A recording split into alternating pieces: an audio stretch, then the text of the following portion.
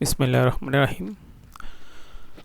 কদমতলা প্রবাস school and college কর্তৃক আয়োজিত অনলাইন ক্লাসে সকলকে স্বাগতম। আশা করি সকলেই ভালো আছো এবং সুস্থ আছো। ঘরে বসে, যেহেতু তোমাদের বিদ্যালয় বন্ধ, এখন শিক্ষা প্রতিষ্ঠান বন্ধ, তো ঘরে বসে আশা করি তোমরা সকলে আমাদের অনলাইন ক্লাসগুলো ফলো করছো। তো আমরা গত ক্লাসে নবম অধ্যায় হিসাব বিজ্ঞানের নবম অধ্যায় সম্পর্কে আমরা আলোচনা করেছিলাম। ইতিপূর্বে ক্লাসে রেওয়া মিল কাকে বলে, রেওয়া মিলের সংজ্ঞা, রেওয়া মিলের বিষয়বস্তু, কোন কোন ভুল রেওয়া মিলে ধরা পড়ে, কোন কোন ভুল রেওয়া মিলে ধরা পড়ে না, অনিশ্চিত হিসাব ইত্যাদি সম্পর্কে আমরা আলোচনা করেছিলাম। এবং অনুশীলনী পাঠ্যপুস্তক অনুশীলনী 1-এর সমাধান আমরা দেখেছি। তা আমরা আজকে আবার নবম দশম শ্রেণীর হিসাব বিজ্ঞানের নবম অধ্যায়ের 2 নম্বর প্রশ্ন তোমাদের সাথে আমি আলোচনা করব। 2 নম্বর সৃজনশীল প্রশ্ন। তো আজকে আলোচনা করার জন্য আমি মোহাম্মদ আখতারুজ্জামান পলাশ তোমাদের সাথে আছি। তোমরা মনোযোগ সহকারে আমাদের ক্লাসগুলো ফলো করো, আশা করি সকলে উপকৃত হবে। নবম অধ্যায় রেওয়া মিল। তাহলে আমরা এবার মূল ক্লাসে চলে যাই। নবম অধ্যায় রেওয়া মিল। আমরা জানি সকল প্রকার সম্পদ এবং ব্যয় ডেবিট, সকল প্রকার দায়, আয় এবং মালিকানা সত্ত্ব ক্রেডিট।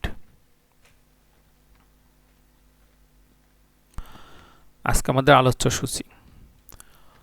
আলোচ্য সূচির মধ্যে আসবে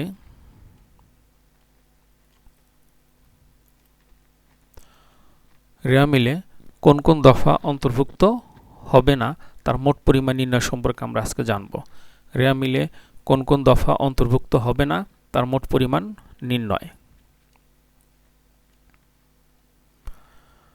তারপরে আমরা আলোচনা করব খতিয়ান উদ্বৃত্ত দ্বারা রেওয়া মিল প্রস্তুতকরণ।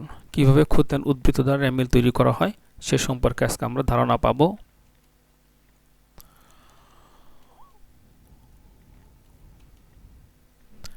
রেওয়া মিল হতে মূলধন জাতীয় ব্যয় এবং মুনাফাজাত ব্যয়ের পরিমাণ নির্ণয়।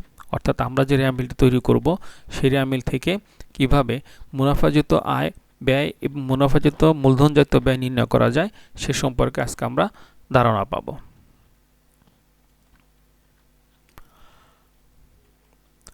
তাহলে এবার আমরা প্রশ্নে যাব, যে প্রশ্ন থেকে আমরা এই আলোচ্য সূচির যে বিষয়গুলো বললাম, যে কোন কোন দফা রেওয়া মিল অন্তর্ভুক্ত হবে না, খতিয়ান উদ্বৃত্ত থেকে রেওয়া মিল প্রস্তুতকরণ এবং তৈরিকৃত রেওয়া মিল থেকে মুনাফাজাত ব্যয় এবং মূলধনজাত ব্যয় নির্ণয়, এই বিষয়গুলো আমরা আজকে জানব। তার জন্য যে প্রশ্নটা হবে নবম অধ্যায়ের অনুশীলনী 2।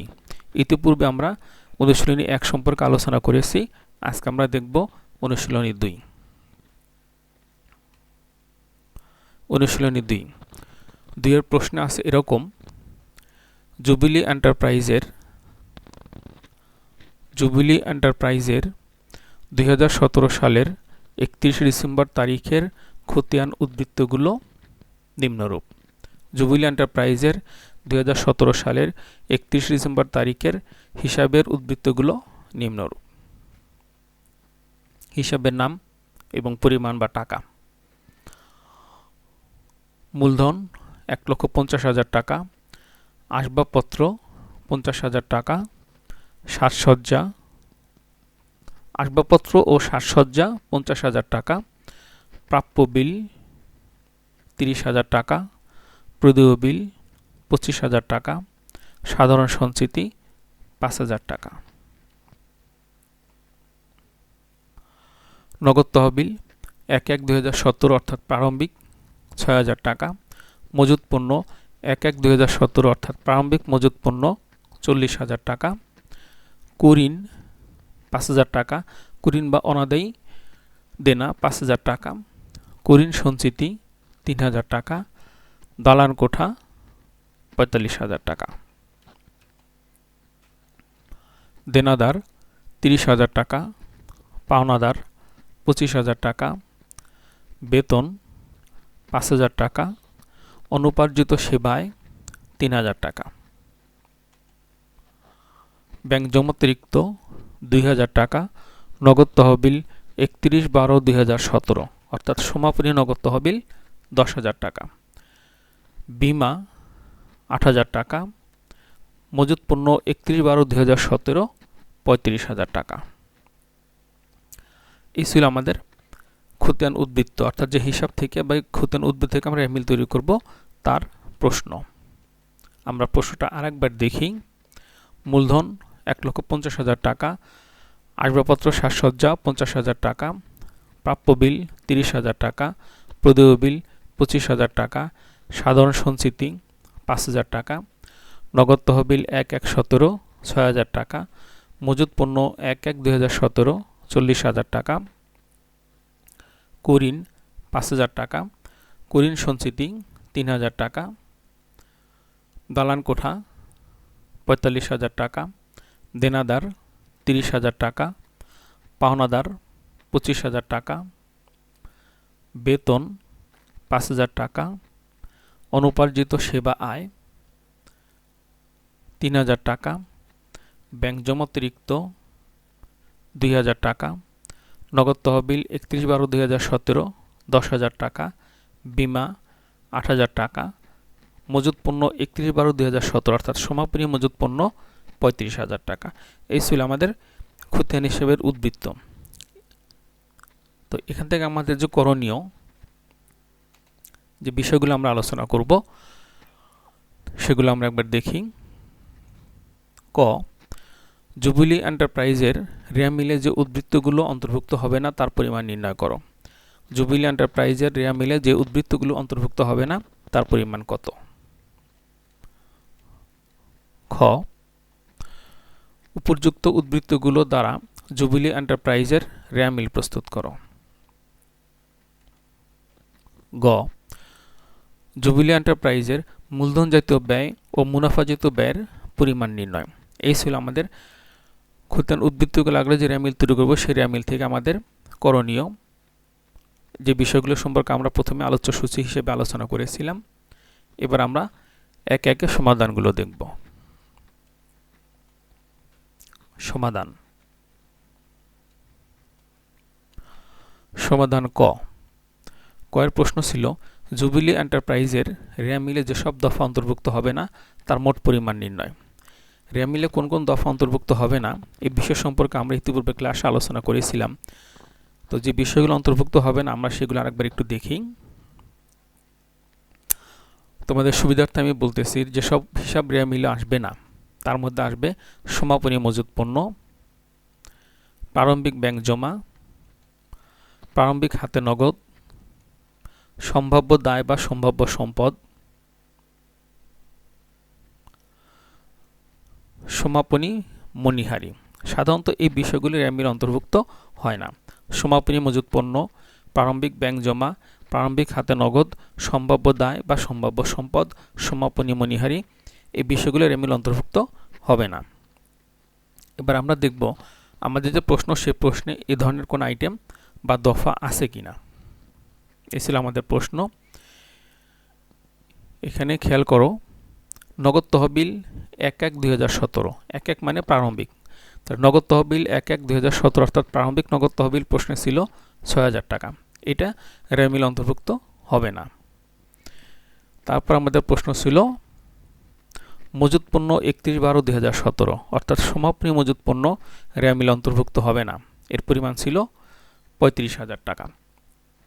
তাহলে আমরা দেখতে পাচ্ছি এখানে কয় যে প্রশ্ন ছিল যে কোন কোন দফা রেয়া মিলে অন্তর্ভুক্ত হবে না, সেখানে নগদ তহবিল 1/1/2017 6,000 টাকা এবং সমাপনী মজুত পণ্য 31/12/2017 35,000 টাকা। এই দুইটা আইটেম রেয়া মিলে অন্তর্ভুক্ত হবে না। এবার আমরা সমাধান দেখব। সমাধান ক। ক্রমিক বিবরণ টাকা টাকা। আমরা ইচ্ছা করলে এই ক্রমিক ঘরটা দিতেও পারি, না দিলেও কোনো সমস্যা নেই, তবে দিলে ভালো। ক্রমিক বিবরণ টাকা টাকা। আমরা আগে বলেছিলাম যে কোন কোন দফার এর অন্তর্ভুক্ত হবে না, প্রারম্ভিক হাতে নগদ এবং সমাপনী মজুত পণ্য। তার আমরা ক্রমিক 1 লিখলাম। নগদ তহবিল 1/1/17 অর্থাৎ প্রারম্ভিক নগদ তহবিল 6,000 টাকা। ক্রমিক 2 মজুত পণ্য 31/12/17 অর্থাৎ সমাপনী মজুত পণ্য 35,000 টাকা। তাহলে 6,000 এবং 35 যোগ করলে আসে মোট 40,000 টাকা। মোট পরিমাণ 40,000 টাকা। এই 40,000 টাকা রেয়া মিলে অন্তর্ভুক্ত হবে না। আমরা উত্তর লিখতে পারি উত্তর, র্যামিল বহির্ভূত দফার যোগফল ৪১,০০০ টাকা, বা র্যামিল অন্তর্ভুক্ত হবে না এমন অর্থের পরিমাণ ৪১,০০০ টাকা। এই ছিল আমাদের ক। এবার আমরা দেখব খ। সমাধান খ।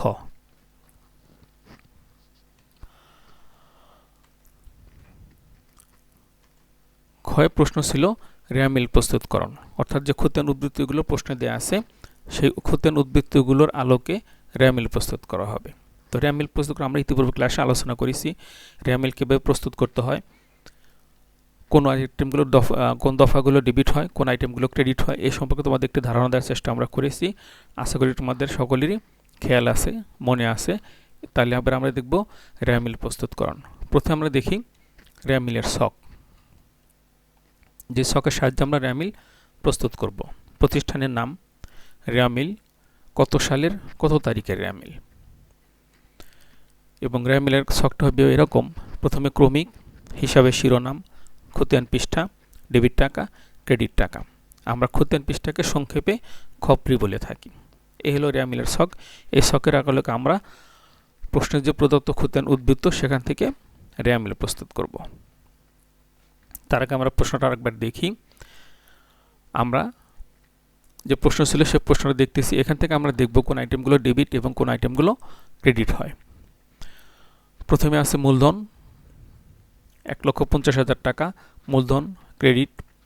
আসবাবপত্র সাজসজ্জা ৫০,০০০ টাকা, যেহেতু আসবাবপত্র সাজসজ্জা সম্পদ, ডেবিট। প্রাপ্য বিল, এটাও সম্পদ, ডেবিট। প্রদেয় বিল দায় ২৫,০০০ টাকা, ক্রেডিট। সাধারণ সঞ্চিতি, এটাও ক্রেডিট, ৫,০০০ টাকা। নগদ তহবিল ১/১/২০১৭, এটা প্রারম্ভিক নগদ তহবিল, এটা র্যামিল অন্তর্ভুক্ত হবে না। মজুত পণ্য ১/১/২০১৭, অর্থাৎ প্রারম্ভিক মজুত পণ্য ৪০,০০০ টাকা, এটাও ডেবিট। কুঋণ ৫,০০০ টাকা, ডেবিট। কুঋণ সঞ্চিতি ৩,০০০ টাকা, ক্রেডিট। দালান কোঠা ৪৫,০০০ টাকা, ডেবিট। দেনাদার সম্পদ, ডেবিট, ৩০,০০০ টাকা। পাওনাদার, এটা হবে ক্রেডিট, ২৫,০০০ টাকা, যেহেতু দায়। বেতন, এটা ব্যয়, তার র্যামিলে ডেবিট হবে ৫,০০০ টাকা। অনুপার্জিত সেবায়, এটা এক ধরনের দায়, যেহেতু দায় তাহলে র্যামিলে ক্রেডিট হবে ৩০,০০০ টাকা। ব্যাংক জমাতিরিক্ত, এটা দায়, সকল প্রকার দায়, র্যামিলে ক্রেডিট, তাহলে এটাও ক্রেডিট হবে ২,০০০ টাকা। নগদ তহবিল ৩১/১২/২০১৭, অর্থাৎ সমাপনী নগদ তহবিল। র্যামিল আমরা জানি প্রারম্ভিক নগদ তহবিল অন্তর্ভুক্ত হবে না, কিন্তু সমাপনী নগদ তহবিল র্যামিল অন্তর্ভুক্ত হয়।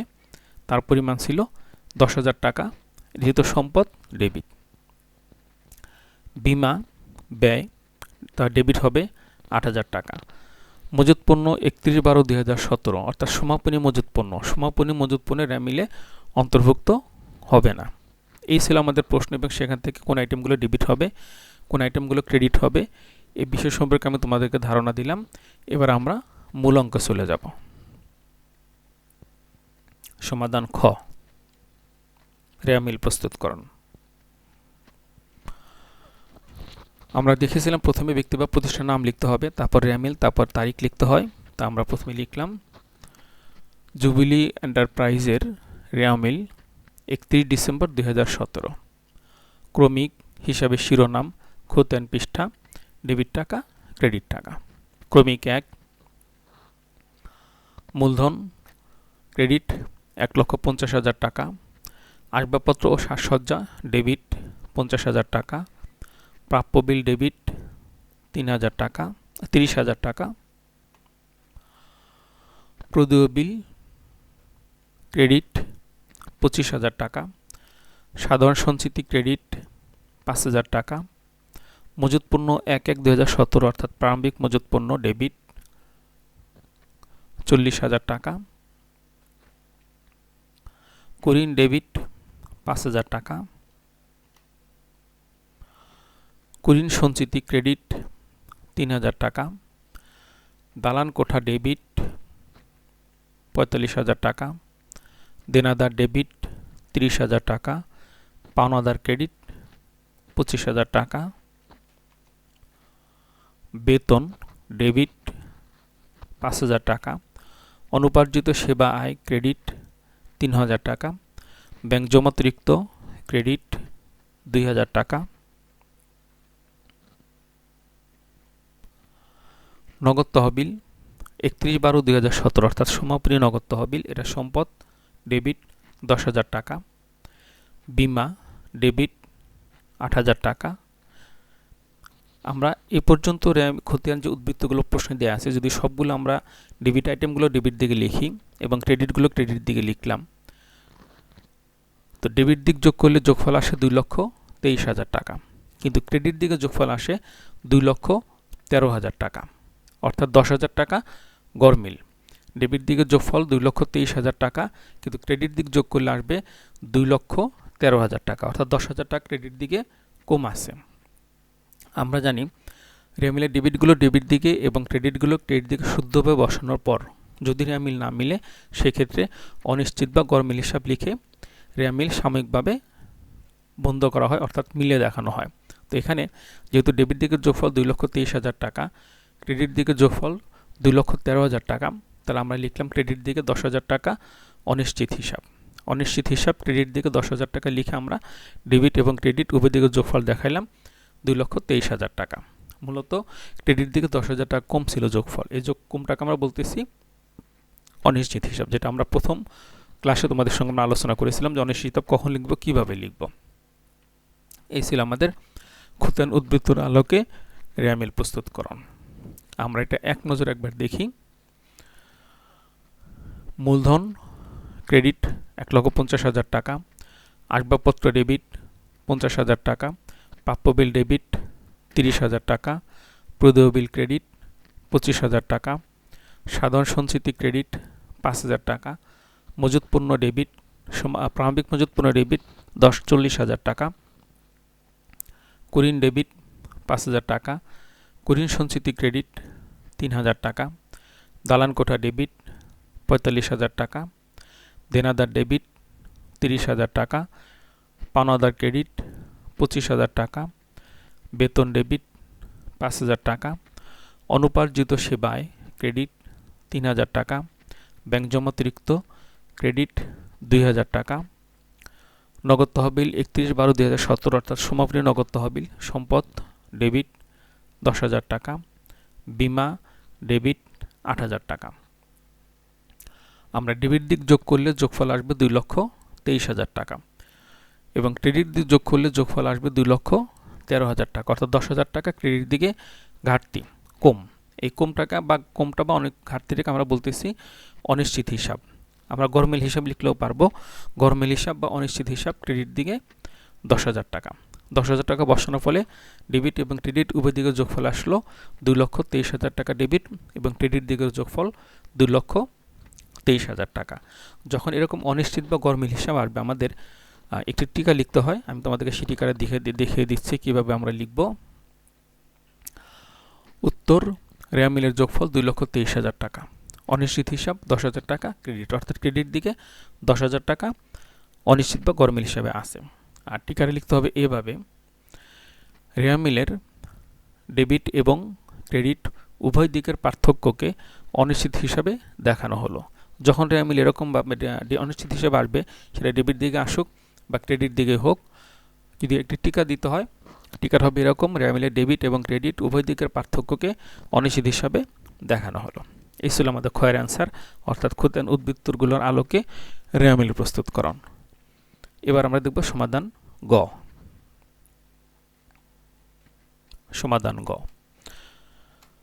গয়ের প্রশ্ন ছিল, জুবিলি এন্টারপ্রাইজের মূলধন জাতীয় ও মুনাফা জাতীয় ব্যয়ের মোট পরিমাণ নির্ণয় করো। মূলধন জাতীয় ব্যয় এবং মুনাফা জাতীয় ব্যয়। আমরা একটি ছকে মূলধন জাতীয় ব্যয় দেখাবো, আরেকটি ছকে মুনাফা জাতীয় ব্যয় দেখাবো। তাহলে আমরা প্রথমে দেখব মূলধন জাতীয় ব্যয়। তার আগে আমরা রেয়ামিলটা একবার দেখি। আমরা যে রেয়ামিলটা প্রস্তুত করলাম, যে এখানে মূলধন জাতীয় ব্যয় কোনগুলো? মূলধন জাতীয় ব্যয় হলো মূলত যেগুলো দ্বারা ব্যবসার সম্পদ সৃষ্টি হয় এবং দীর্ঘদিন ব্যবহার করা হবে এমন উদ্দেশ্যে ক্রয় করা হয়। তো আমাদের যে রেয়ামিল ছিল, সেখানে আমরা দেখি ক্রমিক 2 ছিল আসবাবপত্র ও সাজসজ্জা। এটা একটা মূলধন জাতীয় ব্যয়, কারণ এটা দীর্ঘদিন ব্যবহার করা হবে এই উদ্দেশ্যে ক্রয় করা হয়। তারপরে 9 ক্রমিক 9 ছিল দালান কোঠা। দালান কোঠা এটা একটা মূলধন জাতীয় ব্যয়। তাহলে আমরা যে রেমিল তৈরি করলাম সেই রেমিলে আমরা দুইটি আইটেম, এটা হলো আসবাবপত্র সাজসজ্জা, এটা মূলধন জাতীয় ব্যয়। তারপরে দালান কোঠা, এটি মূলধন জাতীয় ব্যয়। আসবাবপত্র সাজসজ্জা 50,000 টাকা এবং দালান কোঠা 45,000 টাকা। এই দুটি টাকা অ্যামাউন্ট যোগ করলে আমাদের গয়ের অ্যান্সার বের হবে মূলধন জাতীয় ব্যয় কত। এবার আমরা সমাধানটা দেখি। জুবিলি এন্টারপ্রাইজের মূলধন জাতীয় ব্যয়ের পরিমাণ নির্ণয়। মূলধন জাতীয় ব্যয়ের মধ্যে যেগুলো আসতে পারে, আমি তোমাদের সুবিধার জন্য আমি একটু দেখিয়ে দিচ্ছি। এখানে মূলধন জাতীয় ব্যয়ের মধ্যে যেগুলো আসবে সেগুলো হলো স্থায়ী সম্পদ ক্রয়, নতুন সম্পত্তির সংস্থাপন ব্যয়, কৃত যন্ত্রপাতি কার্যোপযোগী করার মেরামত ব্যয় ইত্যাদি। অর্থাৎ যেগুলো দীর্ঘদিন ব্যবহার করা হবে বা দীর্ঘস্থায়ী ব্যয় সেগুলোকে আমরা বলি মূলধন জাতীয় ব্যয়। তাহলে এবার আমরা আমাদের কাঙ্ক্ষিত সমাধানটি দেখি। বিবরণ টাকা টাকা। তোমরা ইচ্ছা করলে এখানে ক্রমিকের একটি আমরা ঘর দিতে পারি, না দিলেও কোনো সমস্যা নেই।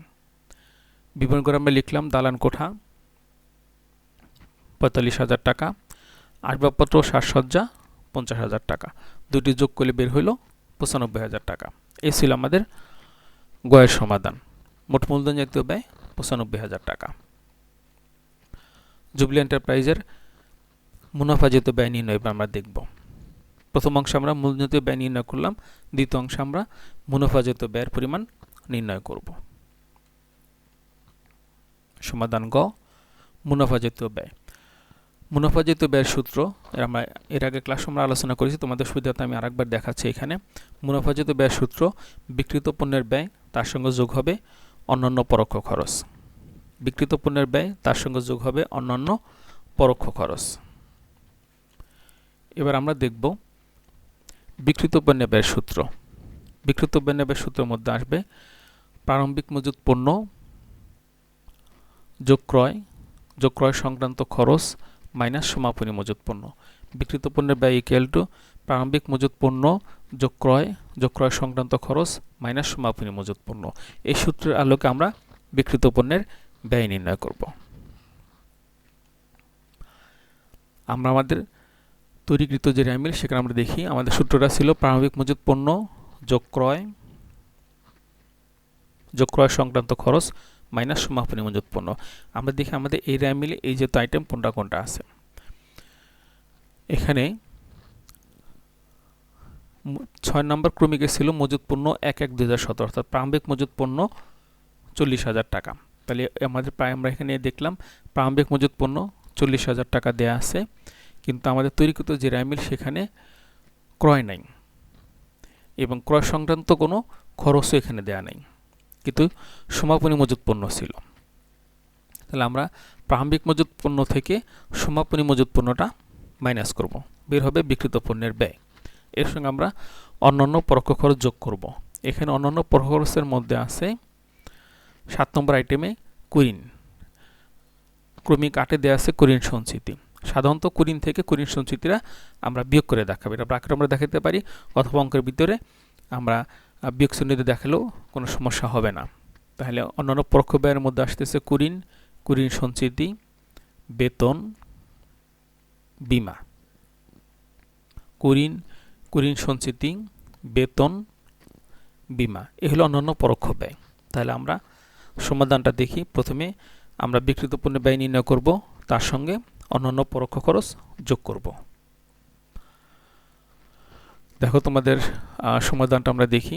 বিবরণ টাকা টাকা। প্রথমে ধাপে আমরা বের করলাম বিক্রিত পণ্যের ব্যয়। বিক্রিত পণ্যের ব্যয়ের মধ্যে প্রথমে আসলো প্রারম্ভিক মজুত পণ্য 40,000 টাকা। যেহেতু এখানে ক্রয় সংক্রান্ত কোনো খরচ নাই এবং ক্রয় অঙ্কে নাই, সরাসরি সমাপনী মজুত পণ্য মাইনাস করলাম 35,000 টাকা। 40 থেকে 35 মাইনাস করলে বের হলো 5,000 টাকা। এই 5,000 টাকা হলো বিক্রিত পণ্যের ব্যয়। এর সঙ্গে যোগ অন্যান্য পরোক্ষ খরচ। পরোক্ষ খরচের মধ্যে আসবে কুরিন।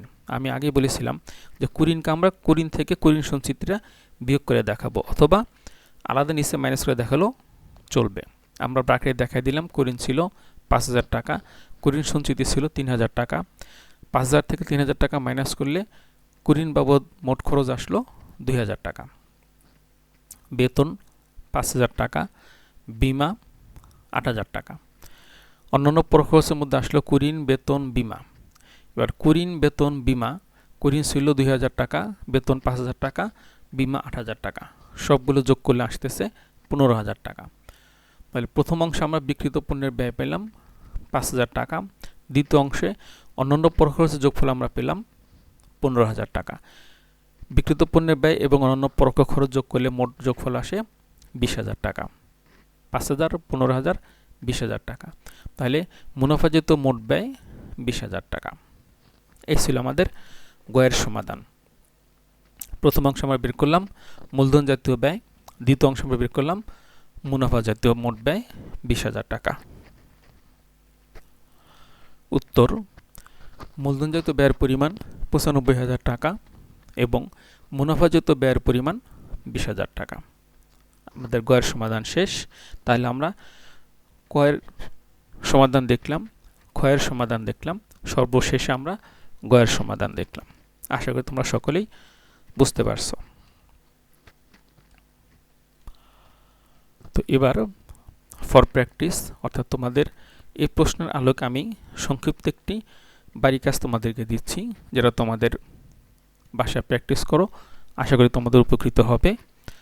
তো ফর প্র্যাকটিস বা HW বা বাড়ি কাজ যেটা তোমরা বলো না কেন, সেটা হলো এরকম: তাজ ট্রেডার্সের 2012 সালের 31 ডিসেম্বর তারিখের হিসাবের উদ্ধৃতগুলো নিম্নরূপ।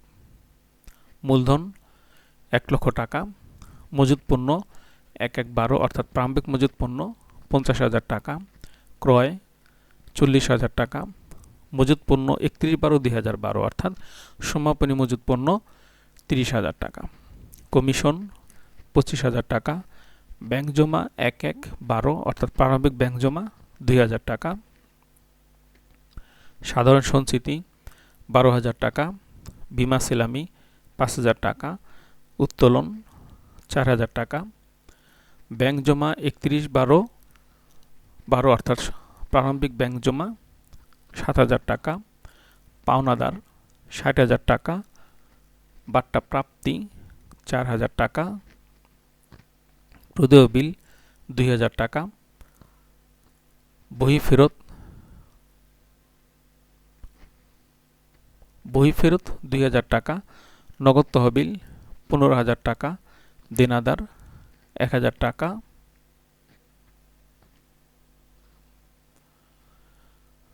এই ছিল আমাদের বাড়ি কাজ বা ফর প্র্যাকটিস আমরা যেটা বলতেছি। আমি আরেকবার বলি, দেখো: মূলধন 1 লক্ষ টাকা, মজুত পণ্য 50,000 টাকা, ক্রয় 40,000 টাকা, সমাপনী মজুত পণ্য 30,000 টাকা, কমিশন 25,000 টাকা, ব্যাংক জমা প্রারম্ভিক 2,000 টাকা, সাধারণ সঞ্চিতি 12,000 টাকা, বিমা সেলামি 5,000 টাকা, উত্তোলন 4,000 টাকা। এখানে ব্যাংক জমা প্রারম্ভিক অর্থাৎ সমাপনী 7,000 টাকা, পাওনাদার 60,000 টাকা, বাট্টা প্রাপ্তি 4,000 টাকা, ভাড়া প্রাপ্তি 2,000 টাকা, প্রদেয় বিল 15,000 টাকা, বই ফেরত বা ক্রয় ফেরত 1,000 টাকা, নগদ তহবিল 31/12 অর্থাৎ সমাপনী নগদ তহবিল 3,000 টাকা, দেনাদার 15,000 টাকা।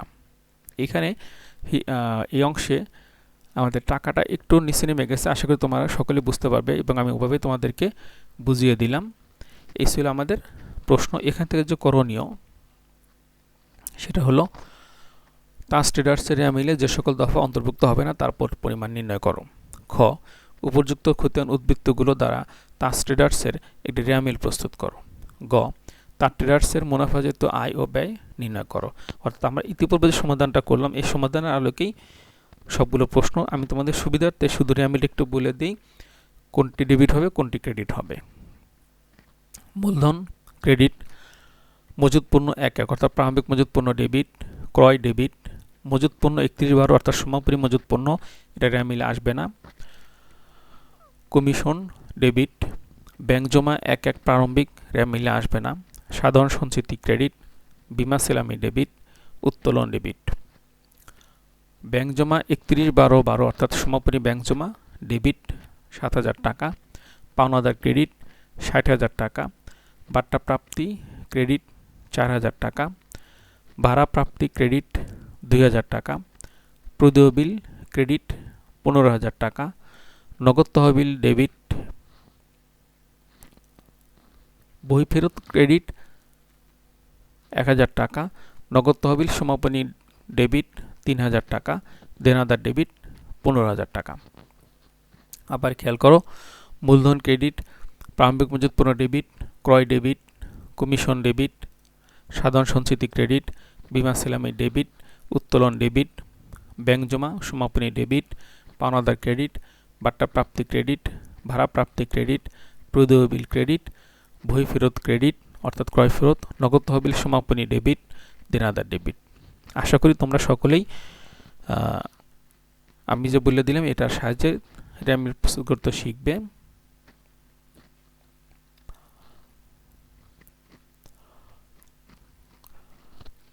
তো সকলকেই ধন্যবাদ ক্লাসে উপস্থিত থাকার জন্য। আমরা যে কথাগুলো সবসময় বলে আসতেছি, এই করোনাকালীন যে মহামারী, যে দুর্যোগ সারা বিশ্বে ছড়িয়ে পড়েছে, আশা করি তোমরা সকলেই স্বাস্থ্যবিধি মেনে চলবে, নিজে সুস্থ থাকি, পরিবারের সবাইকে সুস্থ রাখি।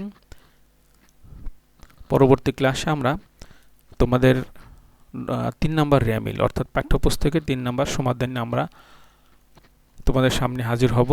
সেই পর্যন্ত সকলে ভালো থাকো, সুস্থ থাকো এই কামনা করি। সকলকে ধন্যবাদ। তোমরা নিয়মিত আমাদের অনলাইন ক্লাসগুলো ফলো করো, আশা করি তোমরা সকলেই উপকৃত হবে। তো আজকে এই পর্যন্তই। আল্লাহ হাফেজ।